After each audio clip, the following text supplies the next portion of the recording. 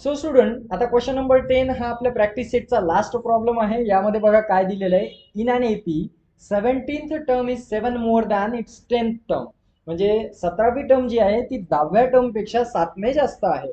तर find the common difference. आपल्याला common difference find out करायचा आहे. सो स्टुडंट बघा, आता इथे लिहून घेऊ आपण. 17th टर्म आहे.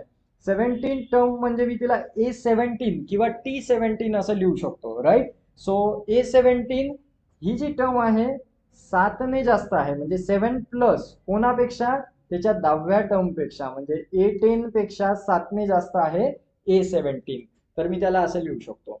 त्यानंतर बघा, मग आता फॉर्म्युला वाईज जर याला लिहिलं तर A17 इक्वल टू काय होईल, A प्लस 17 मायनस 1 D. बरोबर आहे हे. तर अशा प्रकारे मी A17 ला लिहू शकतो. तसंच मी A10 ला मी कसं लिहू शकतो. आता A10 साठी मी काय लिहिणार, A प्लस 10 मायनस 1 D. बरोबर आहे, मी असं लिहू शकतो. तर हे आपण टर्म लिहून घेतल्या. आता आता याच्यामध्ये जर आपण बघा, ही पण A17 आहे आणि ही पण A17 आहे. जर या दोन टर्म्सला आपण कम्पेअर केलं तर कसं होईल बघा. म्हणजे A17 इक्वल्स टू A17 आहे, म्हणून 7 plus A10 equals to A plus, इथे लिहिणार मी 17 मायनस 1 D. बघा, ह्या दोन्ही टर्म काय आहेत, इक्वल आहेत. म्हणजे ही टर्म आणि ही टर्म दोन्ही इक्वल आहे, कारण दोन्ही पण A17 आहेत.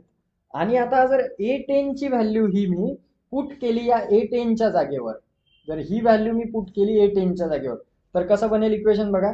7 plus A plus 10 minus 1 D equals to A plus 17, हे ॲज इट इज सगळं, मायनस 1 D.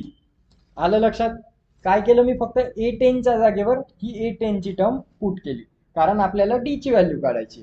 सो आता इथे बघा कसं बनेल इक्वेशन. 7 प्लस A प्लस 10तून 1 गेला 9D equals to A plus 17तून 1 गेला 16D.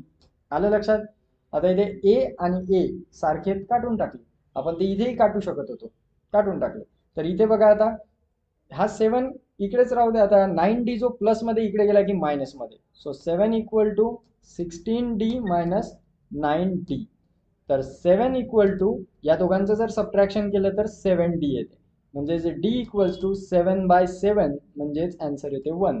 So D equals to 1. हा झाला आपला कॉमन डिफरन्स. सो याच्यामध्ये असणारा कॉमन डिफरन्स जो फाइंड आउट करायचा होता तो आहे 1. तर अशा प्रकारे आपण इझिली याला सॉल्व्ह करू शकतो. आता बघू आपला नेक्स्ट प्रॅक्टिस सेट 3.3.